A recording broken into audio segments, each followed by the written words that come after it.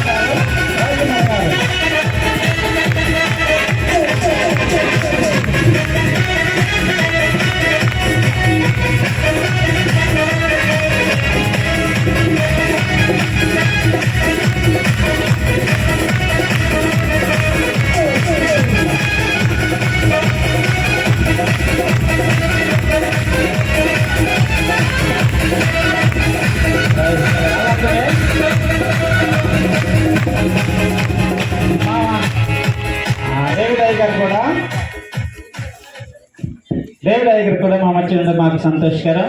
విజయనగరం మహాపట్నం నుండి వచ్చినట్టుంటే డేవిడ్ పాష్ గారు ముందుకు వచ్చినట్లయితే వారిని కూడా ఓకేతో మా యొక్క సేవకులు కూడా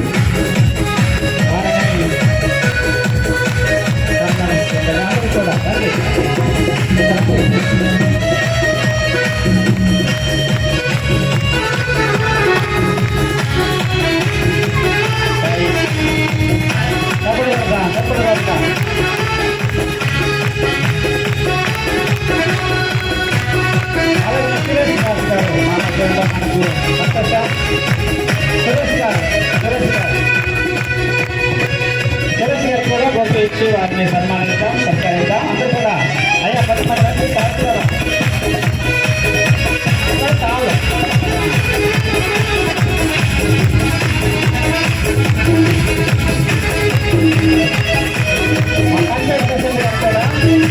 మా పంచాయతీ ప్రెసిడెంట్ గారు కూడా వారిని సత్కరించవలసిందిగా వేదపాటి గారు మరికొన్ని సేవలు వచ్చి మా పంచాయతీ ప్రెసిడెంట్ గారికి వారు ఇచ్చి సత్కరిస్తారు. కూడా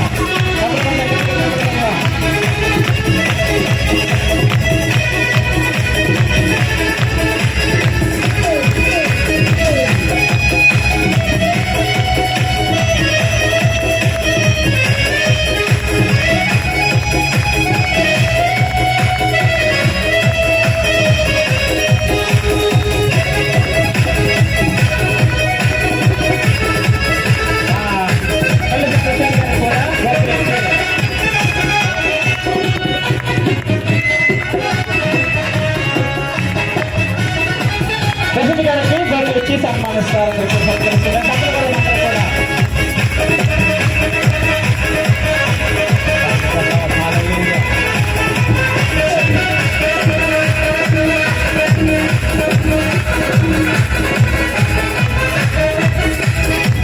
మనందరికీ కూడా ఆత్మీయులు జయలలిత గారు ముందుకు రావాలని కోరుతా ఉన్నాం. వారికి కూడా సుధా సామేల్ గారు వీరందరూ కూడా వచ్చి సుధా పాషి గారు సామేల్ పాషి గారు ముందుకు వచ్చి కొంతమంది సేవకులు వారిని కూడా మనతో సత్కరిస్తూ పాల్గొంటే వారిని సన్మానించడానికి రావాలని సన్మానం చేస్తూ ఉన్నాం. గట్టిగా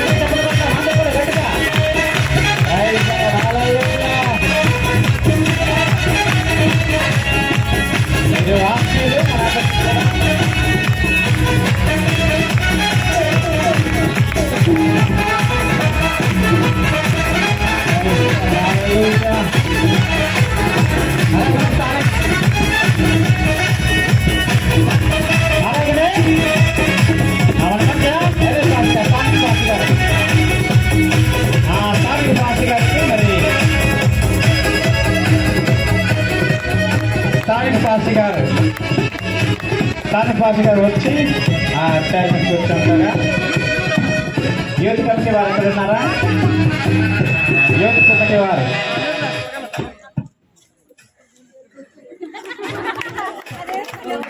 అభ్యర్థులను ఇచ్చి స్థానిక పాస్టర్ గారికి సత్కరిస్తారు.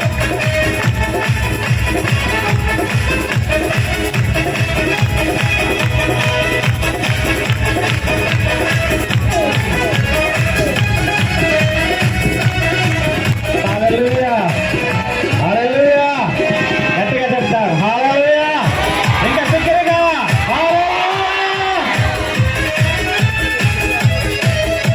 ఈ యొక్క ఆహ్వానాన్ని అందించి వచ్చి మరి మన్నించి వచ్చినటువంటి మక్కువ ప్రాంతం నుండి చాలా మంది గవర్నమెంట్ ఎంప్లాయీగా ఉంటూ మరి ఈ యొక్క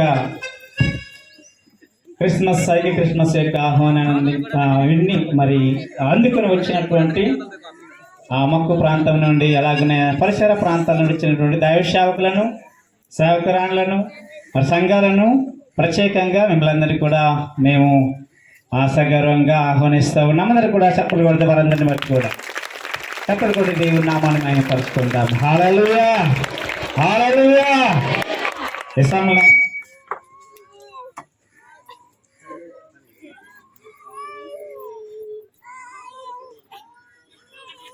ఈ సమయంలో ఆ సమయం అధికమవుతుంది కాబట్టి త్వరగా మనము ముందుకు వెళ్దాం. తల వంచుకుందాము, ప్రార్థన చేసుకుందాం. ఈనాటి ప్రత్యేకమైనటువంటి ఈ యొక్క ఐక్య క్రిస్మస్ వేదికలో మరి ఉన్నటువంటి దైవ సేవకులు జయలయ్య గారు ముందుకు వచ్చి వాక్య పరిచర్య కొరకు ప్రార్థించవలసిందిగా వారిని ప్రేమపూర్వకం కోరుతా ఉన్నాం. దయచేసి అందరూ కూడా తల వంచుకుందాం. జయలయ్య గారు ఆత్మీయులు వాక్య పరిచర్య కొరకు ప్రార్థన చేస్తారు. ప్రార్థన చేసుకుంటాము. Praise the lord. Hallelujah hallelujah hallelujah hallelujah hallelujah hallelujah hallelujah. మా దేవుడు, మా యేసు, మా కాపాడు, మా ఆధార, మా రక్షకానికి ధన్యవాదాలు చేస్తున్నాం. జన్మదిన పాల్పడగానే మహాదాసులని బిడ్డలందరూ కూడి రక్షక ఈ ప్రకారం రక్షక ఇచ్చిన పాలించినకు మంచి అవకాశం ఇచ్చాము. నీకే కోటి కోటి ధన్యవాదాలు కలిగి స్తుతులు.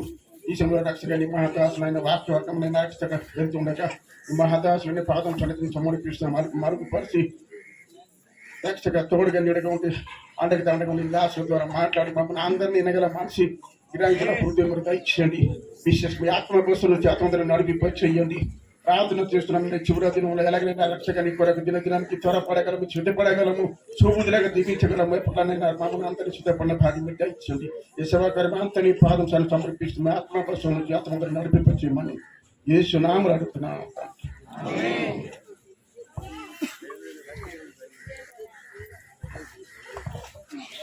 చక్కగా ప్రార్థించినటువంటి ఆత్మీయులు జయలయ్య గారిని బట్టి వందనాలు.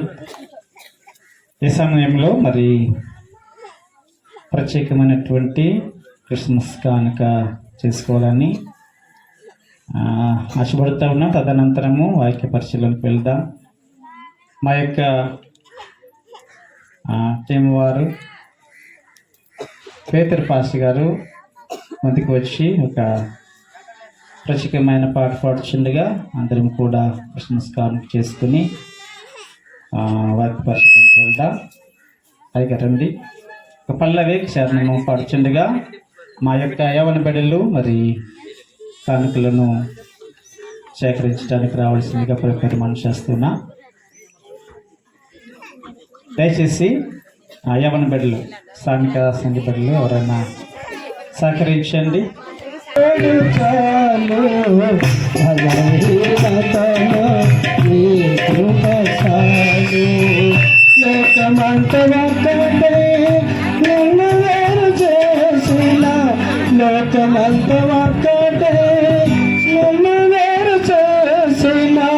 అచేతన పేరు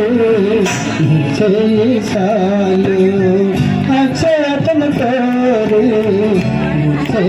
సాలు నీ తోడు చాలయ్యా, నీ కృప చాలయ్యా, నీ తోడు చాలయ్యా.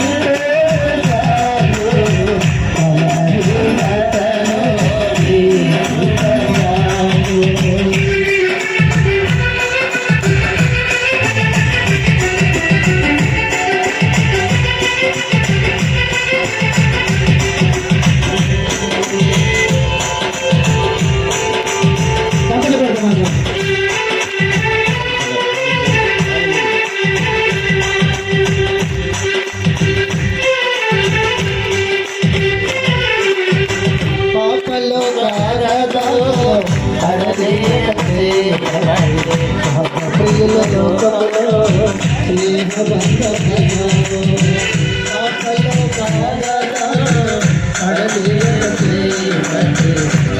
ప్రియుల లోకములో స్నేహబంధమయ్యావు ప్రేమతో ప్రాణే కరుడా నిన్ను వదలేను తోడు లేకుండా బ్రతకలేను ప్రేమతో ప్రాణే కరుడా నిన్ను వదలేను నీ తోడు లేకుండా బ్రతకలేను నీ తోడు కాదైనా నీ కృప కాదైనా నీ తోడు కాదైనా నీ కృప కాదైనా దయచిన యేసయ్యా నీ తోడు చాలు అలాగే నాలో నీ కృప చాలు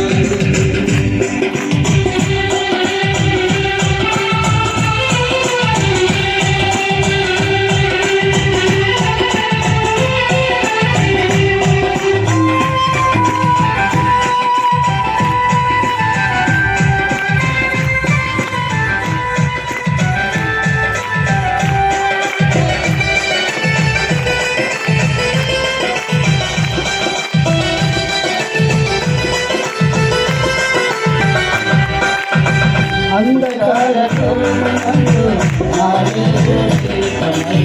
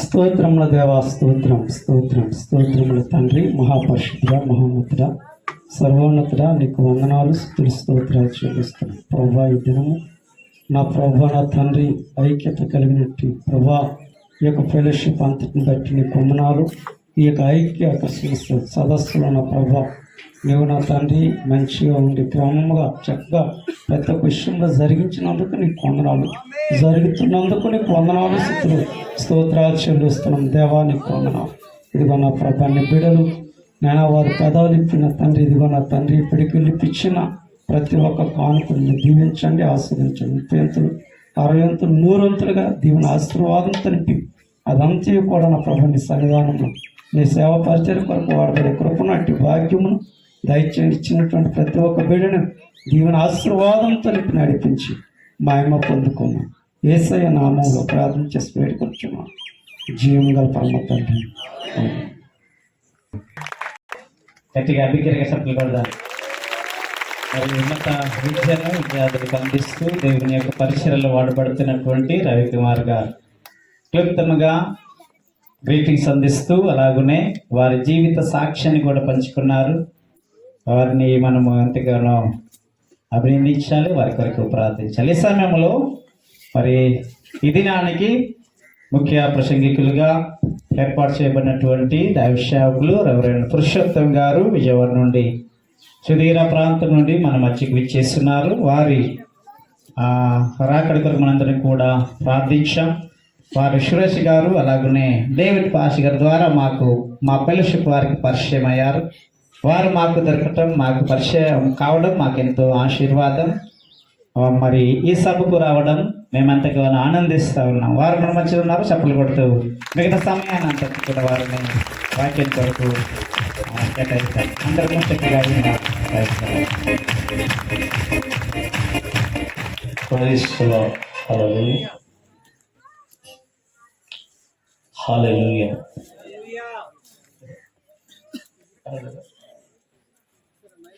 Praise the Lord. Praise. ఒకసారి లేచి నిలబడదామా? చాలాసేపు కూర్చుని మీ ముఖంలో కనపడుతుంది మోకాల నొప్పులు. వీళ్ళకి క్రిస్మస్ పండగ ఆ సందర్భంలో ఆ హ్యాపీనెస్, మీకు ఆ మోకాల నొప్పులు కనపడుతుంది. నేను చూస్తా ఉన్నాను. ఒకసారి చేతులు పైకి ఎత్తండి. అట్లా కొంచెం రిలాక్స్ అవుతాం, కొంచెం రిలాక్స్ అవుతాం. స్తోత్రం చెప్దాం ఒకసారి గట్టిగా దేవునికి. Hallelujah, hallelujah, hallelujah, hallelujah. Praise the lord. చాలా సంతోషం, చాలా సంతోషం. నిజంగానే ఓకేనా? సరిపోతుందా? Praise the lord. హల్లెలూయా.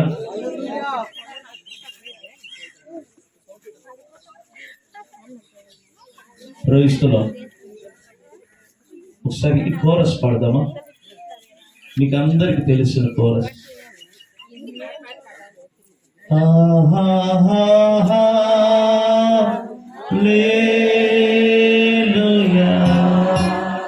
రెండు చేతులు పైకి.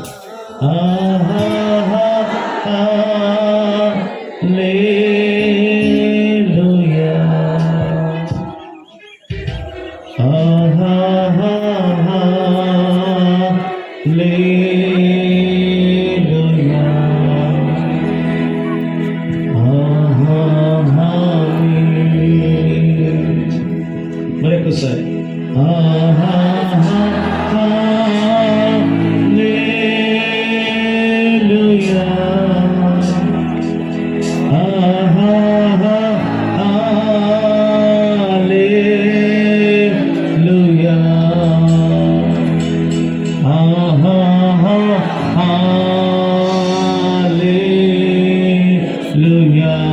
చేతులు పైకి అందరు కలిసి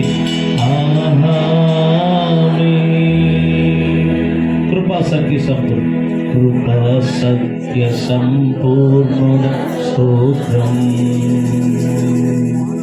కృపతో రక్షించితివి స్తోత్రం. కృపా సత్య సంపూర్ణ స్తోత్రం. కృపతో రక్షించితివి స్తోత్రం. నీ రక్తమిచ్చి విమోక్షించినవి నా రక్షణ కర్త స్తోత్రం. నీ రక్తమిచ్చి విమోక్షించినవి నా రక్షణ కర్త స్తోత్రం. రెండు చేతులు పైకెత్తి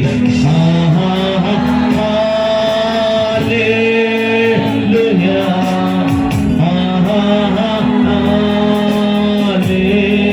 హల్లెలూయా.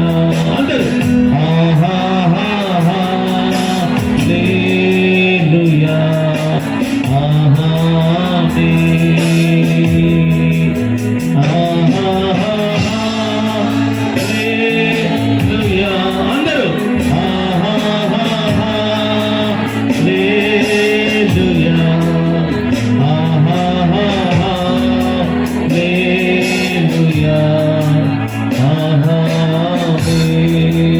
చివరిగా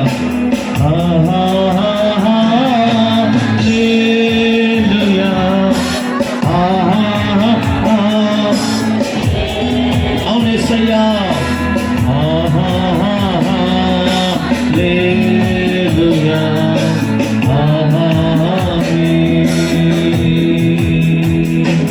అందరూ కలిసి చప్పట్లు దేవుని యేసును మహిమపరుచుదాం, యేసును మహిమపరుచుదాం, యేసును ఘనపరచుదాం, యేసు నామాన్ని హెచ్చించుదాం. ఆయన నామం మాత్రమే మహిమపరచబడాలి, ఆయన నామం మాత్రమే మహిమపరచబడాలి, యేసు నామం మాత్రమే ఘనపరచబడాలి. యేసయ్యా, యేసయ్యానికే వందనాలు, స్తోత్రములు తండ్రి. Praise the lord. Hallelujah, hallelujah. స్తోత్రం. తండ్రి నీకే వందనాలు, స్తోత్రములు. ఈ మధ్యాహ్న సమయం నీ సన్నిధి, నీ ప్రసన్నత, నీ వెలుగు ఈ స్థలమంతటా ఉంచినందుకు స్తోత్రములు చెల్లిస్తున్నాను. మీరు ఇక్కడ ఉన్నందుకు స్తోత్రములు. యేసయ్యా, మీరు ఇక్కడ ఉన్నందుకు స్తోత్రములు. ఈ గ్రామానికి, ఈ ప్రజలలో మీరు గొప్ప మార్పును తీసుకొని రాబోతున్నందుకు స్తోత్రములు. నీ నామము నీ బిడ్డల ద్వారా మహిమపరచబోతున్నందుకు స్తోత్రములు.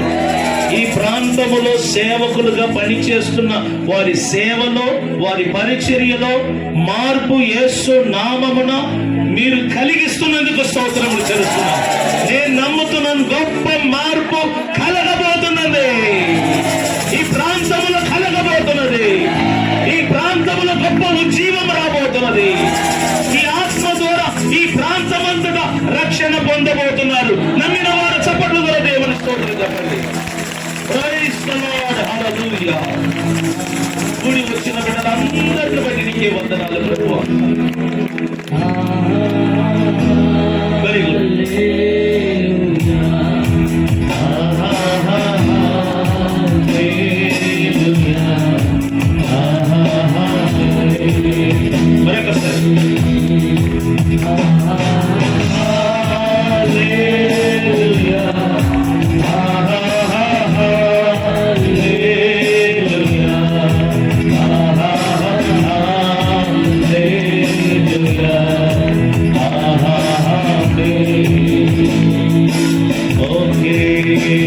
ఒక్కసారి స్తోత్రం చెప్తామా?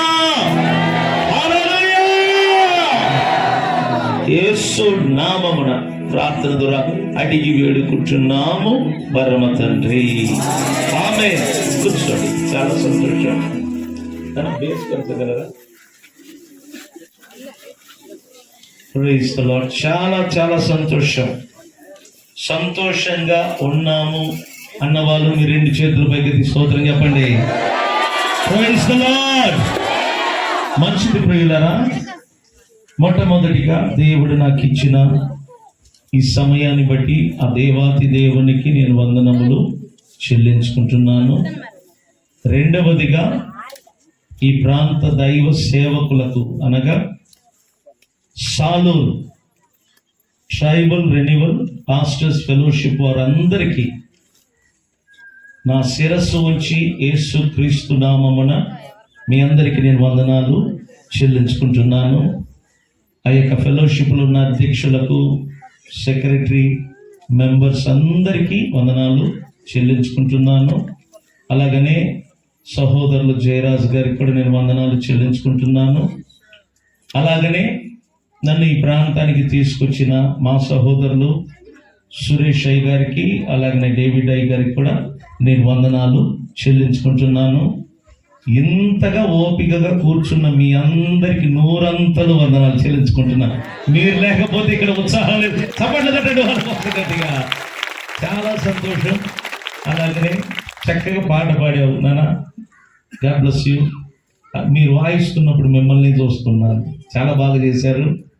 చాలా సంతోషంగా ఉంది. దేవుని బిడ్డలు ఇలా కూడుకొని ఆయనను స్మరించుట. అలాగనే సహోదరులు కూడా వందనాలు brother, nice to meet you.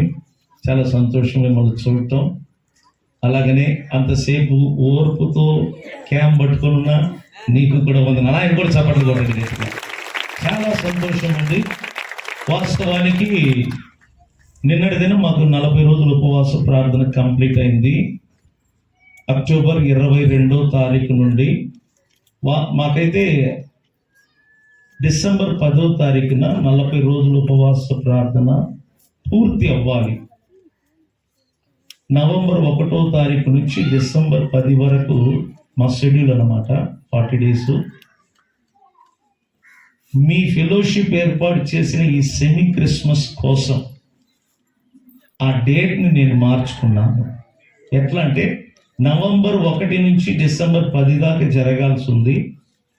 కేవలం మీ ప్రాంతానికి రావాలని అక్టోబర్ 22 నుంచి నవంబర్ 30కి మార్చుకొని నిన్నటి ఒక రోజు రెస్ట్ తీసుకొని ఈరోజు మీ మధ్యకి రావటం జరిగింది. స్తోత్రం చెప్పండి. సహోదరులు జయరాజు గారు కూడా చూస్తున్నట్టుకున్నారు, నేను పెట్టి చూస్తున్నట్టుకున్నారు. నాకు వాస్తవం ఏంటంటే గొంతు పోయింది. 40 రోజులు ఉదయం సాయంత్రం మాట్లాడి నా గొంతే రాల. ఈరోజే కొద్దిగా మాట్లాడటం జరుగుతుంది. చాలా సంతోషం. ఇటువంటి మారుమూల ప్రాంతంలో దేవుని సేవ మీరు చేస్తున్నారు. ఒక సిటీలో చేయటానికంటే మారుమూల ప్రాంతంలో సేవ చేయటం చాలా కష్టం. అది గత సంవత్సరం మేము అరకు నుంచి ఒక 3 గంటల ప్రయాణం, అది కారులో. అక్కడికి రమ్మంటే వెళితే ఎక్కడ సెమీ క్రిస్మస్ అని చూస్తుంటే కొండ పైన పెడుతున్నారు. అది దరిదాపు 100 అడుగులు ఎక్కాల. నా ఒళ్ళు ఎక్కే ఒళ్ళు కాదది. ఎక్కలేని కొండ ఎక్కినట్టుగా ఎక్కాం. కానీ ఎక్కితే సుమారు 400 మంది కూడుకున్నారు ప్రజలు. నాకు ఆశ్చర్యం అనిపించింది. మీరనే టెంట్లు వేశారు, వాళ్ళంతా ఇలాంటి పరదాలతో వేసి ఆ పరదాల కింద చాలా మంది కూర్చున్నారు. అప్పుడు నేను అడిగాను, ఏంటి ఇదంతా ఊరు కనబడట్లేదు. అప్పుడు అంటున్నారు, మా చర్చికి రావాలంటే అయ్య గారు 5 కిలోమీటర్లు నడవాలి. ఇంకొకరు అంటున్నారు, మా చర్చి ఇంకొక కొండ మీద. అంటే దాని అర్థం ఏంటంటే యేసయ్య పరిచర్య కొండల దాటిపోయింది. స్తోత్రం చెప్పండి. ఎవరు ఆపలేరు యేసయ్య పరిచర్యని. చప్పట్ల ద్వారా స్తోత్రం చెప్పండి. చదువు గాని ఆస్తి గాని ఈ ప్రపంచంలో ఆయన సువార్తను ఆపలేదు. దానికి మీరు సాక్ష్యం. నేను వెళ్ళి సిటీలో చాలా మందికి చెప్తాను, సిటీలో ఏముందిరా బాబు, వచ్చి చూడండి. దేవుని ప్రజలు మారుమూల ప్రాంతములలో కూడా చదువు లేని వారు కూడా సేవ చేస్తున్నారు, పరిచర్య చేస్తున్నారు. దేవుని బిడ్డలారా అర్థం చేసుకుని నేను సీరియస్గా చెప్తున్నాను. మీకు నేను ఒక వర్తమానముతో వచ్చాను. మీ జీవితంలో మీ సేవా పరిచర్యలో మార్పు రావాలి. ఇక్కడ ఉన్న ప్రజలైన మీ కుటుంబాలలో మార్పు రావాలని దేవుడు కోరుకుంటున్నాడు. నేనేదో క్రిస్మస్ వర్తమానం చెప్పడానికి రాలా. దేవుడు నాకు చెప్పింది మీకోసం చెప్పడానికి వచ్చాను. దేవుడు మీ జీవితంలో మార్పు రావాలని కోరుతున్నాడు.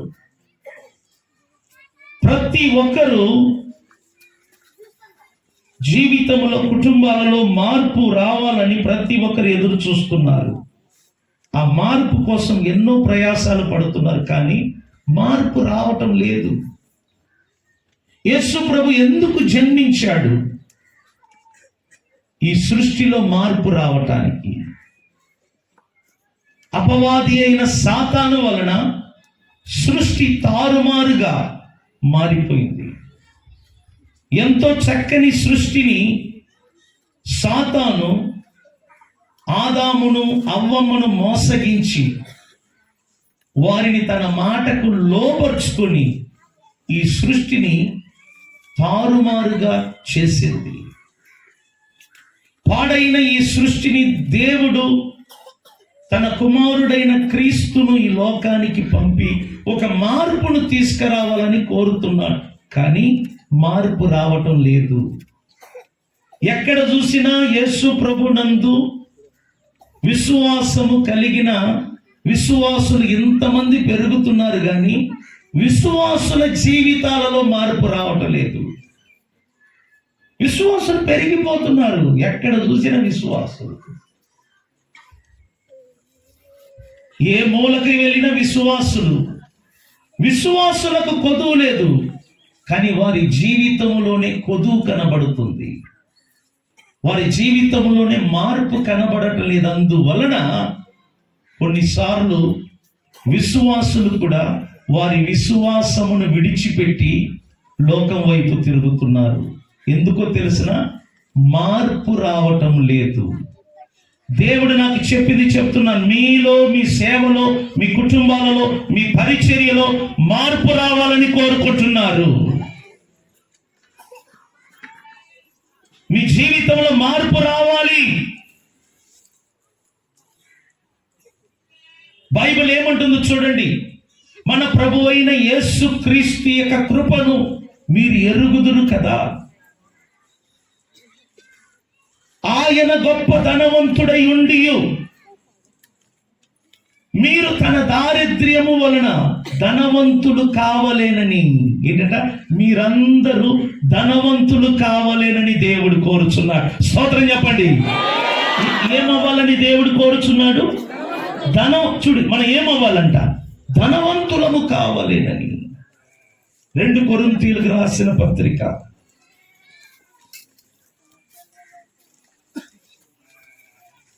అధ్యాయము 8-9 మనం చూడవచ్చు. మీరు మన ప్రభు అయిన యేసు క్రీస్తు కృపను ఎరుగుదురు కదా. యేసు ఏమై ఉన్నాడు చెప్పండి? యేసు ఏమై ఉన్నాడు? మాట్లాడండి. యేసు ఎవరంట? ధనవంతుడు. ఆయన ధనవంతుడై ఉండి, అంటే మనము ఆరాధిస్తున్న యేసు ధనవంతుడు. మనము ఆరాధిస్తున్న యేసు ధనవంతుడు, కానీ మన నిమిత్తము దరిద్రుడయ్యాడు. మన నిమిత్తము, మీ కొరకు, మీ పిల్లల కొరకు, మీ కుటుంబము కొరకు యేసు 2000 సంవత్సరానికి ముందు ఈ లోకములో శిలువ మీద దరిద్రుడుగా అవతరించాడు. ఎందుకో తెలుసా? ఇక్కడ ఉన్న మనమందరము ధనవంతులముగా మారాలి. మనము ధనవంతులము కావలేనని దేవుని చిత్తం ఏంటో అర్థం చేసుకోండి. మనము ఈ భూమి మీద ఉన్నప్పుడే ధనవంతులుగా మారాలని దేవుడు కోరుతున్నాడు. హల్లెలూయా! ధనవంతులము మనము.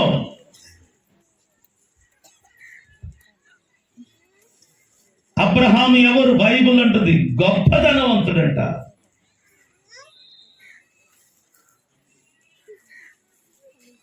అబ్రాము గొప్ప ధనవంతుడై ఉన్నాడంట. ఆదికాండం 13వ అధ్యాయం 1-2-3 వాక్యాలు చదివితే గొప్ప ధనవంతుడు. అదే ఆదికాండం 24లో చూస్తే దేవుడైన యెహోవా అబ్రహామును అన్ని విషయములలో ఆశీర్వదించాడు. అబ్రహాము ధనవంతుడు. ఈ 24వ అధ్యాయంలో చూస్తే ఎలియాజర్ అంటారు, నా యజమానుడైన అబ్రహామును దేవుడైన యెహోవా గొప్పగా ఆశీర్వదించాను. కాబట్టి వెండి, బంగారములు, పశువులు, ఎడ్లు, గొర్రెలు, మేకలు, గాడిదలు, వీటన్నిటిని దేవుడంట అబ్రహామునకు దయచేసెను. దేవుడు అబ్రహామును బహుగా ఆశీర్వదించాడు. కాబట్టి అబ్రహాము గొప్ప ధనవంతుడై ఉన్నాడు. అతని కుమారుడైన ఇస్సాకు ఆదికాండం 26వ అధ్యాయం చదివితే దేవుడైన యెహోవా అతనిని దర్శించి అతనిని కూడా ఆశీర్వదించాడు. బైబిల్ ఏమంటుంది? గెరార్ అనే పట్టణంలో ఇస్సాకు విత్తనములు చల్లాడు. ఆ సంవత్సరము 100 ఫలము పొంది గొప్పగా ఎదిగాడంట. గొప్పదని కూడా అయ్యాడు. అబ్రహాము, ఇస్సాకు వీరిద్దరు ధనవంతులు. అలాగనే ఇస్సాకుకు పుట్టిన యాకోబు, ఏశావు కూడా ధనవంతుడే, యాకోబు కూడా ధనవంతుడే. మీరు చూడండి 28వ అధ్యాయంలో యాకోబును దేవుడు ఆశీర్వదిస్తాడు. యాకోబు ఎక్కడికి వెళ్ళినా, ఏది ముట్టుకున్నా అతడు బంగారంగా మారిందట. యాకోబు ధనవంతుడు, అబ్రహాము ధనవంతుడు, ఇస్సాకు ధనవంతుడు, యాకోబు ధనవంతుడు. మరి యేసు ఎవరు? బైబిల్ అంటుంది గలతీయులకు రాసిన పత్రిక 3వ అధ్యాయం 16వ వాక్యములో దేవుడు అబ్రహామునకును అతని సంతతికిని వాగ్దానములు దయచేశాడు. ఆ సంతతి ఎవరో కాదు, క్రీస్తే ఆ సంతతి అంట. స్తోత్రం చెప్పండి. క్రీస్తు ఎవరు అనగా, యేసు ఎవరు అనగా అబ్రహాము, ఇస్సాకు, యాకోబు సంతానం. కాబట్టి అబ్రహాము, ఇస్సాకు, యాకోబు సంతానముగా పిలువబడుతున్న యేసు గొప్ప ధనవంతుడంట. మరి మనము ఎవరు? మనము ఎవరు? గలతీయులకు రాసిన పత్రిక అదే 3వ అధ్యాయం క్రింది వాక్య భాగమును చూడండి. మనము ఎవరు అనేది అక్కడ రాయబడి ఉంది. ఎవరైనా చదవగలరా? మీరు క్రీస్తు సంబంధులైతే ఆ పక్షమున అమ్మా ఆ పక్షమందు మనమంట అబ్రహాము యొక్క సంతానమయుండి వాగ్దాన ప్రకారముగా మనమంట అబ్రహాము యొక్క సంతానముగాను అబ్రహాము యొక్క వారసులుగాను మనము పిలువబడుతున్నాం. చేతులెత్తి స్తోత్రం చెప్పండి. సో క్రైస్తవుల ప్రాబ్లం ఏంటి తెలిసిన? వాళ్ళు ఏంటో తెలియదు. బైబిల్ చదువుతారు, రోజు చదువుతారు, అందులో ఏముందో వాళ్ళకి తెలియదు. క్రైస్తవులు మారాలని సీరియస్గా చెప్తున్నా. అబ్రహాము ధనవంతుడు, ఇస్సాకు ధనవంతుడు, యాకోబు ధనవంతుడు. ఈ ముగ్గురికి సంతానముగా పిలువబడుతున్న క్రీస్తు ధనవంతుడని పౌలు చెప్తున్నాడు. ఆయన గొప్ప ధనవంతుడై ఉండి, సో యేసు దరిద్రుడు కాదు, యేసు ధనవంతుడు.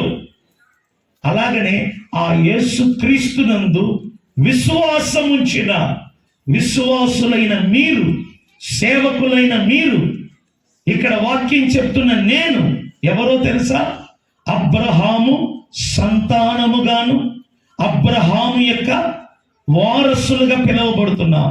మనం అబ్రహాము సంతానమైతే అబ్రహాములాగా, ఇస్సాకులాగా, యాకోబులాగా, యేసులాగా మనము ధనవంతులుగా ఉండాలి. కానీ లేకపోతున్నాము. అదే ప్రాబ్లం. ఎందుకు క్రైస్తవులు అనేకులు ధనవంతులుగా ఉండలేకపోతున్నారు? సాతాను చెప్పే అబద్ధం ఏంటి తెలిసిన? మీ రాత, దేవుడు మీ రాత, మీ తలలో మిమ్మల్ని బీదలుగా దరిద్రులుగా దేవుడు రాసి పెట్టాడు. అందుకనే మీరు దరిద్రులుగా బీదలుగా ఉన్నారు. మీ రాత అని సాతాను చెప్తున్నాడు. కానీ వాక్యం చెప్తుంది సాతాను చెప్పే మాటలు అబద్ధము. మరి దేవుని వాక్యం ఏం చెప్తుంది? ఆయన గొప్ప ధనవంతుడై ఉండి మీరు అనగా ఇక్కడ ఉన్న మనమందరము ధనవంతులము కావలేనని మన నిమిత్తము యేసు ప్రభు శిలువ మీద దరిద్రుడాయను. ఎందుకైనా దరిద్రుడిగా వేలాడాడు? త్రాగటానికి కూడా నీరు లేని పరిస్థితి, ఒంటి మీద సరైన బట్టలు లేవు, శిలువ మీద బట్టలు లేకుండా గోసె గుడ్డతో వేలాడాడు. త్రాగటానికి నీరు లేకుండా దాహమని కేకలు వేస్తున్నాడు. ఆయన ఎందుకు అంత శ్రమపడ్డాడు? ఆయన ఎందుకు అంత దారిద్ర్య స్థితిలో ఉన్నాడు? ఎందుకో తెలుసా? మనమందరము ఈ భూమి మీద ధనవంతులుగా మారాలని. స్తోత్రం చెప్పండి. కానీ మార్పు రావటం లేదు. మనకు తెలుసు యేసు నా పాపము కొరకు చనిపోయాడు. మనకు తెలుసు యేసు నన్ను నరకము నుండి తప్పించడానికి చనిపోయాడు. మనకు తెలుసు యేసు నా రోగమును బాగుపరచడానికి, శాపము నుండి విడిపించడానికి ఆయన చనిపోయాడు.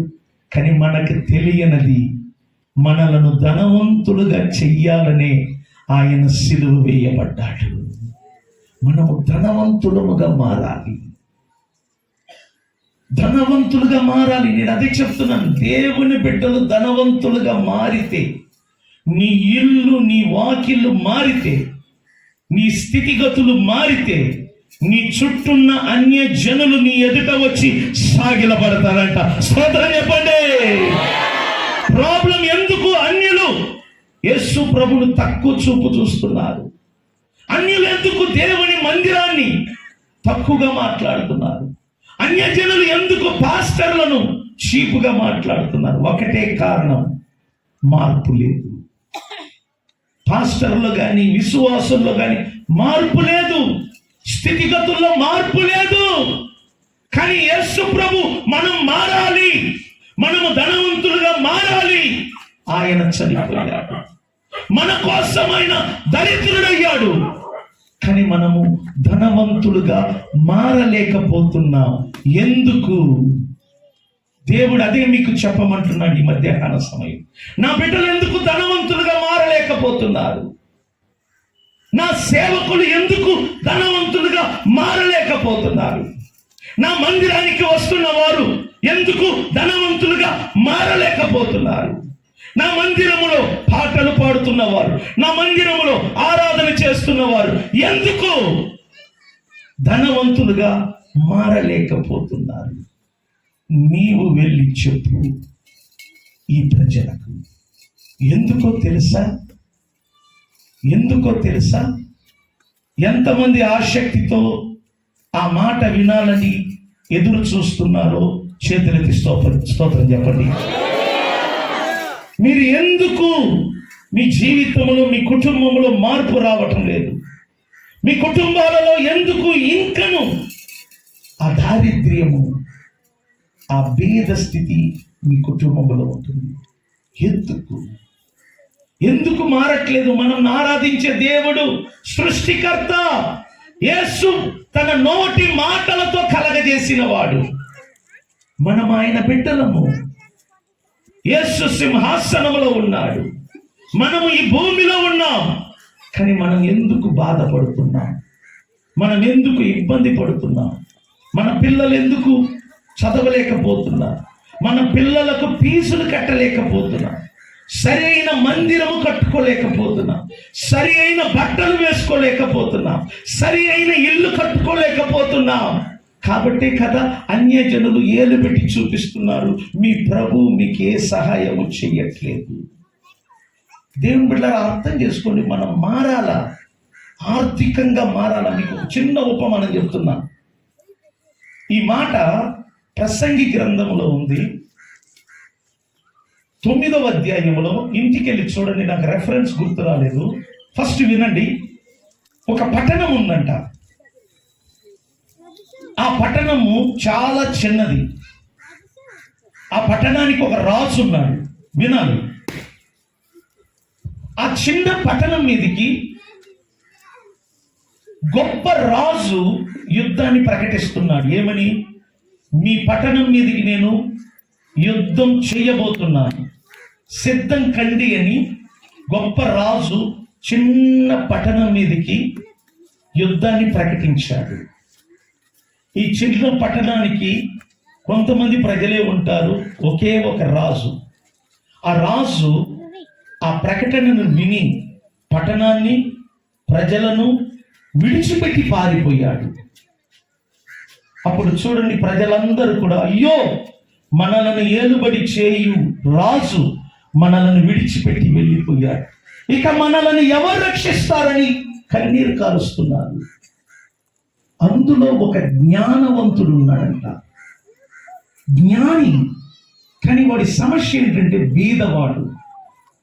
దేవుడు వాడికి జ్ఞానం ఇచ్చాడు, కానీ వాడికి దగ్గర ఐశ్వర్యం లేదు. బైబిల్ అంటుంది, ఒక బీదవాడైన జ్ఞాని ఆ చిన్న పట్టణములో ఉన్నాడంట. రాజు పారిపోయాడు.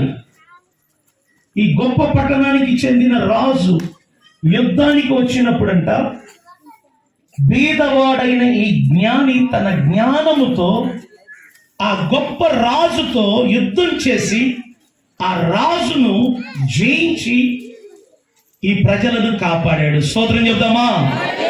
ఇప్పుడు చెప్పండి, ఈ ప్రజలను రాజు స్థానములో ఉండి ఈ జ్ఞాని కాపాడినప్పుడు ఈ ప్రజలందరూ ఈ జ్ఞానిని గుర్తు పెట్టుకొని అతనికి ఇవ్వవలసిన మర్యాద, ఘనత ఇవ్వాలి. కానీ ఎవ్వరు కూడా వారిని గుర్తు పెట్టుకోలేదంట. ఎందుకో తెలుసా? వీడికి జ్ఞానం ఉంది, కానీ వీడు బీదవాడు. బీదవాడికి చదువు ఉంటే విలువ లేదు. బ్రదర్ వింటున్నారా? బీదవాడికి చదువు ఉన్న గ్రామం విలువ ఇవ్వదు. ఒక బీదవాడు డాక్టర్ చదివినా ఎవడు సట్ట చెయ్యడు. ఒక బీదవాడు ఇంజనీరింగ్ మారినా ఎవరు సట్ట చేయరు. ఒక బీదవాడు గొప్ప కార్యం చేసినా నీ గొప్పతనాన్ని ఎవరు మాట్లాడరు. ఎందుకంటే ఈ ప్రపంచం ఎదురు చూసేది బీదవాణ్ణి కాదు, ధనవంతుణ్ణి. నేను చెప్తున్నాను, ఈ ప్రపంచంలో ధనం ఉంటేనే విలువ, ఈ ప్రపంచంలో ధనవంతులకే విలువ.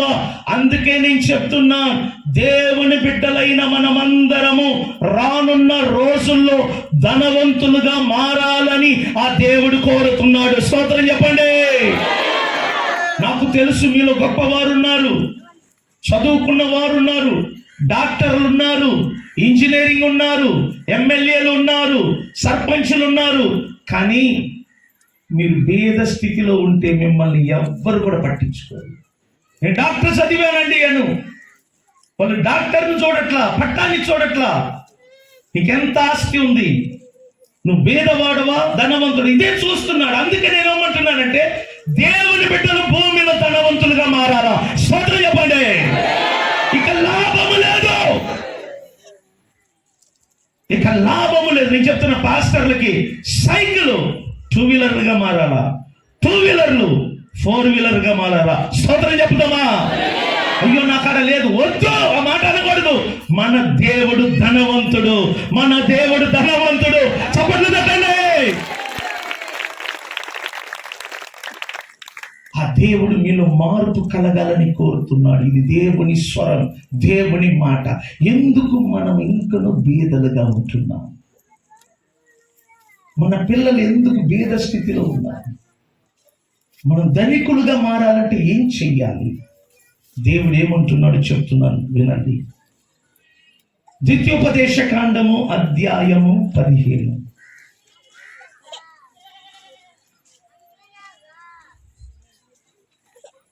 ద్వితీయోపదేశ కాండము అధ్యాయము 15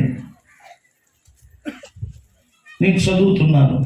వాక్యము 5, 6. జాగ్రత్తగా చూడండి. చదువుకున్న వారు పెన్నుతో అండర్లైన్ ఇది దేవుడు మీకు చెప్పే మాట. ఎందుకు మనము బీదలుగా ఉన్నాం? మన దేవుని బిడ్డలం, పరలోక రాజ్యపు బిడ్డలమని నేను చెప్తున్నాను. మన పౌరుషత్వం ఇక్కడ లేదంట. మన పౌరుషత్వం, మన సిటిజన్షిప్ పరలోకం. కానీ ఈ భూమిలో ఎందుకు మనం బీదలుగా ఉన్నాం? ఎందుకో తెలుసా? దేవుడు అంటున్నాడు,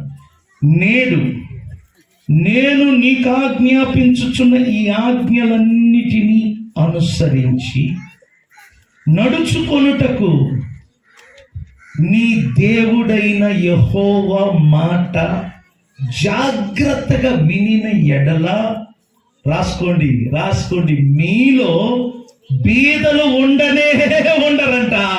స్తోత్రం చెప్పండి. ఇది దేవుడు మీకు చెప్తున్న మాట. ఎవరుండరంట? చెప్పండి, ఎవరుండరంట?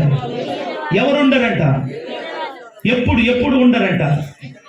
నీవు నా మాటను జాగ్రత్తగా వినలేదు. సో ప్రాబ్లం ఎక్కడ తెలిసిన? దేవుని మాట వినకపోవటం వలన దేవుని బిడ్డలందరూ బీదలుగా ఉంటున్నారు. మీరు చూడండి, దేవుని బిడ్డలు మాట వినరండి. అరే బాబు, ఈ పండు తినవద్దురా అంటే అదే తిన్నారు. చాలా మంది దేవుని బిడ్డలు తగ్గింపుతో కనబడతారు, సింపుల్ గా కనబడతారు, కానీ మాట వినరు. పాస్టర్ గారు ఒక మాట చెప్తే వినరు, దేవుడు ఒక మాట చెప్తే వినరు. ఎందుకు దేవుని బిడ్డలు భూమి మీద బీదలుగా ఉంటున్నారు? ఎందుకంటే మాట వినక పోవటం. మనము దేవుని మాట వింటే, నన్ను చూడండి, దేవుని మాట వినిన మరుక్షణం మన ఇంటి వాతావరణం అంతా మారిపోతుంది. స్తోత్రం చెప్పండి.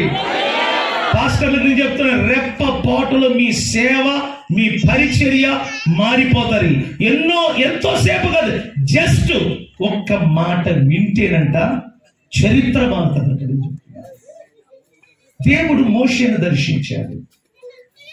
మోషే, ఇశ్రాయేలీల మూలుగు విన్నాను, నిన్ను నేను అక్కడికి పంపాలనుకుంటున్నాను, నువ్వు వెళ్ళాలి అంటే మాట వినట్లా. మాట విన్నాడు కానీ ఆ మాటను పాటించట్లా. నేను నత్తిగల పెదవులు, మందంగా మాట్లాడుతాను, నాకు మాట్లాడే ఆ టాలెంట్ లేదు, సాకులు చెప్తా ఉన్నాడు. దేవుని కోపం వచ్చింది. సరే, నేను చెప్పినట్టుగా ఒక పని చేయి, నీ చేతిలో ఏముంది అన్నాడు. నా చేతిలో కర్ర. వినండి, కర్ర కింద పారేయి అన్నాడు. ఎంతో సేపు లేకుండా వెంటనే కర్రని ఏం చేశాడు, పారేసిన వెంటనే కర్ర ఏమైందంట. అర్థం చేసుకోండి, కర్ర పాము అవ్వటానికి గంటలు పట్టల, వారం పట్టల, నెలలు పట్టల. కర్ర చేతి మీద నుండి దేవుని మాట ప్రకారంగా ఎప్పుడు పారేశాడో, క్షణములో కర్ర ఎలా పాముగా మారిందో మీ జీవితంలో కూడా నేను చెప్తున్నాను. వినండి, దేవుడు మీకు ఒక మాట చెప్పినప్పుడు మీరు పాటిస్తే, చూడండి, చిటిక వేసి పూర్తయ్యే లోపు నీ ఇల్లు వాతావరణం మారిపోతుంది. సోదరు చెప్పండి, మాట వినటం కర్ర పాముగా మారింది. బైబిల్ అంటుంది, ఎప్పుడు కర్ర పాముగా మారిందో ఆ పామును చూసి పారిపోయినాడు. అంటే దాని అర్థం ఏంటి? మోషేకు పాము అంటే భయము. పామును చూసి మోషే పారిపోతున్నాడు. మరలా దేవుడు మోషేకు అంటున్నాడు, మోషే, నీవు వెళ్ళి నీ చేతులారా దాని తోకను పట్టుకో అన్నాడు. దేవా, పాము అంటే నాకు భయము, నేను పట్టుకోనన్నా.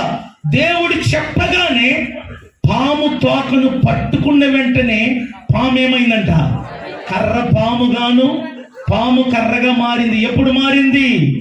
దేవుడు చెప్పినట్లు చేసినప్పుడు. నేను చెప్తున్నాను, పూరి గుడిసెలు డాబాలుగా మారుతుంది. ఎప్పుడంట చెప్పండి, ఎప్పుడంట చెప్పండి, ఎప్పుడంట? మీరు దేవుని మాట విని అందరు వింటారు, విని ఏం చెయ్యాలంట, లోబడినప్పుడు. మన ప్రాబ్లం ఏంటంటే వింటాం. యేసు ప్రభు అన్నాడు కదా, 2 కుమారులంట. తండ్రి చెప్పాడంట ఒక పని, ఒకడు వెళ్తానన్నాడు, వెళ్ళలేదు. వెళ్ళను అన్నాడు, వెళ్ళాడు. వీరిద్దరు ఎవరంట తండ్రి మాటను విన్నది? వెళ్ళను అని చెప్పిన వాడు తిరిగి ఏం చేశాడు? వెళ్ళాడు. చాలా మంది చూడండి, వింటారు పాటించరు, వింటారు పాటించరు. దేవుడు అంటున్నాడు, మీరు ఎప్పుడు దేవుని మాట విని లోబడతారో, మీరెప్పుడు దేవుని మాటకు లోబడతారో, మీరెప్పుడు దేవుని మాటను శ్రద్ధగా విని పాటిస్తారో, అప్పుడేనండి మీలో బీదలైన వారే ఉండరంట. స్తోత్రం చెప్పండి, స్తోత్రం చెప్పండి, స్తోత్రం చెప్పండి. ఇంకొక సందర్భం చెప్తున్నాను. కనాను విందు ఒకటి జరుగుతుంది, మీ అందరికీ తెలుసు. అక్కడ ద్రాక్ష రసం అయిపోయింది. అప్పుడు మరియమ్మ తల్లి వచ్చి, అయ్యా, అక్కడ ద్రాక్ష రసం కొదువై ఉందన్నప్పుడు, అమ్మ, నీకు నాతో ఏమి పని, నా సమయం ఇంకా రాలేదని చెప్పాడు. అప్పుడు ప్రభు తన శిష్యులను పిలిచినప్పుడు మరియమ్మ తల్లి ఏముందంటే, ఆయన మీతో ఏది చెయ్యమని చెప్తున్నాడో అదే మీరు చెయ్యండి. ఇక్కడ చూడండి, ప్రభు ఏం చెప్తున్నాడు, అక్కడ 6 బాణలు ఉన్నాయి. 6 బాణలు నిండా నీళ్లతో నింపమన్నాడు. సరే, నేను అడిగే ప్రశ్న సమాధానం చెప్పండి. 6 బాణలను నీళ్లతో నింపమన్నప్పుడు ఎందుకు, దేనికి అడగకుండా వారు నీళ్లతో నింపారా లేదా చెప్పండి? నింపారు. ఓకే. నింపిన తర్వాత గ్రేప్ జ్యూసు, ద్రాక్ష పండ్లు తీసుకొచ్చి బయట బాగా పిండి దాని రసాన్ని, పంచదారను తీసుకెళ్ళి ఆ బాణంలో కలిపారా? లేదు. అందులో నింపింది ఏంటంట? మాట్లాడితే ఇంట్రెస్ట్. అందులో ఏం నింపారు? ఒట్టి నీళ్ళు నింపారు. ఏం నింపారు? ఒట్టి నీళ్ళు. ఇప్పుడు మళ్ళా యేసు ప్రభు అంటున్నారు, నింపిన వాళ్ళని పిలిచి ఆ నీళ్లను ముంచుకొని వెళ్ళి వడ్డించేవాడికి ఇవ్వమన్నారు. ఎవరికి ఇవ్వమన్నారు? అప్పుడు వాళ్ళు ఏం చేశారు? యేసు చెప్పినట్టుగా జగ్గుతోనూ దేనితోనూ వాళ్ళు ఏం చేశారంట, ముంచినప్పుడు కూడా అది ఎలా ఉందంట, నీళ్ళుగా ఉంది. ఇప్పుడు ఆ నీళ్లను తీసుకెళ్లారు, వడ్డించేవాడి చేతి తీసుకుంటే ఆ హోటల్లో కూర్చున్నారు కదా, ఆ జగ్గులో నీళ్ళు అలాగనే ఉంది, ఇంకా ద్రాక్షరసంగా మారలా. వినండి, కానీ కూర్చున్న వారికి వీళ్ళు ఏం చేస్తున్నాడంటే, ఆ నీళ్లను పోస్తున్నప్పుడు జగ్గులో నుండి ఆ గ్లాసులో పడేటప్పుడు నీళ్ళేమవుతుందంట, నీళ్ళేమైందంట, నీళ్లు ద్రాక్షరసంగా మారటానికి కారణం ఏంటో తెలిసిన? యేసయ్య చెప్పినట్లు శిష్యులు చేశారు. ఇదేనండి సీక్రెట్. ఇంతకు మించి నేను చెప్పలేను. మీ జీవితాల్లో మార్పు మీరు చూడాలనుకుంటే, మీ కుటుంబాలలో మార్పు మీరు చూడాలనుకుంటే, మీ రాబడిలో మార్పు చూడాలనుకుంటే, మీ పిల్లల జీవితాల్లో మార్పు చూడాలనుకుంటే, మీ ఆర్థిక స్థితిగతుల్లో మార్పు చూడాలనుకుంటే, మీ ఆరోగ్య స్థితిగతుల్లో మార్పు చూడాలనుకుంటే మీరు పెద్ద ప్రయాసము పడవలసిన పని లేదు. దేవుడు చెప్పిన మాటను జాగ్రత్తగా విని మీరు చేసినట్లయితే మీరు స్వస్థత పొందుతారు. మీలో బీదలనే వారే ఉండరంట. స్తోత్రం చెప్పండి, స్తోత్రం చెప్పండి. ప్రాబ్లం దేవుడి దగ్గర లేదు, ప్రాబ్లం మన దగ్గర ఉంది. పాస్టర్, నేను నిజం చెప్తున్నా, నేను ఒకటే చెప్తున్నా, ప్రపంచంలో పెద్ద పాస్టర్ వచ్చినా మార్పు రాదు. రాసి పెట్టుకోండి. మీ విశాఖపట్నానికి ఎవరు పెద్ద పాస్టర్ నాకు తెలీదు, ఆయన వచ్చిన మార్పు రాదు. మార్పు రావటానికి మీకు ఎవరు అవసరంలా, బైబిల్లో ఉన్న మాటను జాగ్రత్తగా చదివి పాటిస్తే మీరంతటా మీరు మారుతారు. నేను చెప్తున్నాను. స్తోత్రం చెప్పండి. ఈరోజు పేరుగాంచిన పాస్టర్లందరూ ఆ స్థాయిలో ఉన్నారంటే వారు పాటించారు, వారు లోబడ్డారని చెప్తున్నాను. మనము ఎక్కడ పొరపాటు చేస్తున్నామంటే జాగ్రత్తగా వినటం లేదు, పాటించటం లేదు. అదే మెయిన్ ప్రాబ్లం. మీరు ఒక డాక్టర్ దగ్గరికి వెళ్తున్నారండి, డాక్టర్ గారు కడుపు నొప్పి లేస్తుంది డాక్టర్ గారు అని ఏడుస్తున్నారు. ఆయన చిన్న టాబ్లెట్ ఇస్తున్నాడు, ఇది మింగమంటున్నాడు. నువ్వేం చేస్తున్నావు? మింగుతాను ఇంటికి వెళ్ళి తీసుకొని బయటికి వచ్చి పారేస్తున్నావు. పెద్ద కడుపు నొప్పి అయితే ఈయన ఎంత టాబ్లెట్ ఇస్తున్నాడు? ఇంత పెద్ద కడుపు నొప్పికి ఈ చిన్న టాబ్లెట్తో బాగా అవుతుందా అని పారేస్తున్నారు. మరలా మూడోసారి పోతున్నాం. ఏమమ్మా నాకు చిన్న టాబ్లెట్ ఇచ్చి వేసుకున్నామంటే అది వేసుకున్నా కూడా మారలేదు డాక్టర్ గారు. నిజం చెప్పమ్మా, వేసుకున్నావా? తీసుకున్నాను, కానీ ఇంత పెద్ద కడుపు నొప్పికి ఇంత చిన్న టాబ్లెట్ పనిచేస్తుందని అట్ట పారేశాను డాక్టర్ గారు. అందుకే మరి ఎట్లమ్మా అని ఆయన ఏం చేశాడని నోట్లో పెట్టి ఆ చిన్న టాబ్లెట్ ఏం చేశాడంట, వేసాడంట. అరగంట కూర్చున్నాడంట. అరగంట తర్వాత పెద్ద కడుపు నొప్పి సాపిగా బాగుపడ్డదంట. స్తోత్రం చెప్పండి. సో మార్పు ఎక్కడ ఉందంటే చెప్పండి, చెప్పండి. ఎవరిలో ఉంది మార్పు? నమ్మిన వారి చేతులకి స్తోత్రం చెప్పండి, నమ్మిన వారు స్తోత్రం చెప్పండి. నేను ముగించబోతున్నాను. మీలో బీదలనే వారే ఉండరు. ఎప్పుడు తెలిసిన? దేవుడు చెప్పినట్లుగా ఈ నా మాటలను మీరు జాగ్రత్తగా విని వాటి ప్రకారంగా మీరు చేసినట్లయితే ఈ భూమి గతించును కానీ మీరు మాత్రం బీదలుగా మారరంట. స్తోత్రం చెప్పండి. మీ దగ్గరంట చుట్టుపక్కల ఉన్న వాళ్ళు వచ్చి, అమ్మా మేము కూడా మీ యేసయ్య దగ్గరికి వస్తాం, మేము కూడా నీ మందిరానికి వస్తాం, మా కోసం మీరు కూడా ప్రార్థన చేయండి. ఒకప్పుడు గుడిసెలో ఉన్నారు, ఇప్పుడు ఉన్నత స్థాయిలో ఉన్నారు. ఒకప్పుడు సైకిల్లో తిరిగా, ఇప్పుడు విమానంలో తిరుగుతున్నారు. ఆ యేసు ప్రభు మిమ్మల్ని మార్చాలనుకుంటున్నాడు. మార్పు అనేది మీ మీద ఆధారపడుతుంది. యేసు ప్రభు ఈ లోకానికి వచ్చి వెళ్ళి 2000 సంవత్సరం అయింది. కేవలము మనము ధనవంతులము కావాలనని మన నిమిత్తము ఆయన దరిద్రుడాయను. అయినను దేవుని బిడ్డలు దరిద్రులుగా ఉంటున్నారు. ఎందుకంటే ప్రభు నమ్మారు కానీ ప్రభు మాటలను ఎప్పుడు పాటించలేదు.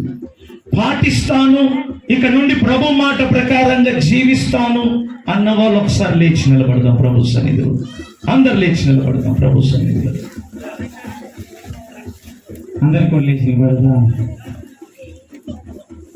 అందరికి కూడా లేచి నిలబడదాం. దేవుడు అద్భుతంగా ఉదయమందు నీతో నాతో మాట్లాడాడు. మనం వింటే దేవుని యొక్క దీవెనలు ఆశీర్వాదాలు పొందుకుంటాం.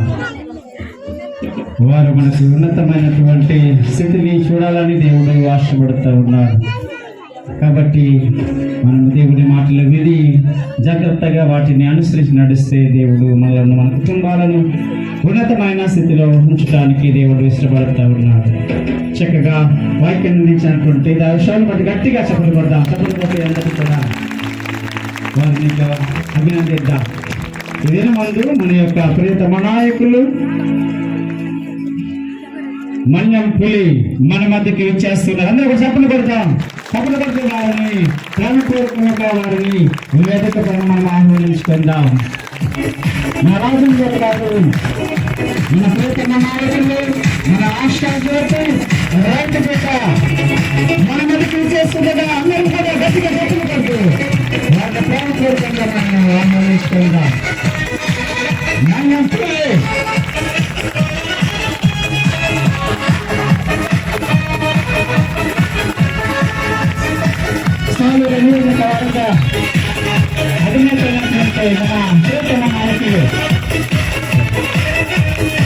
రాజేంద్ర గారు చేస్తున్నారు. అందరూ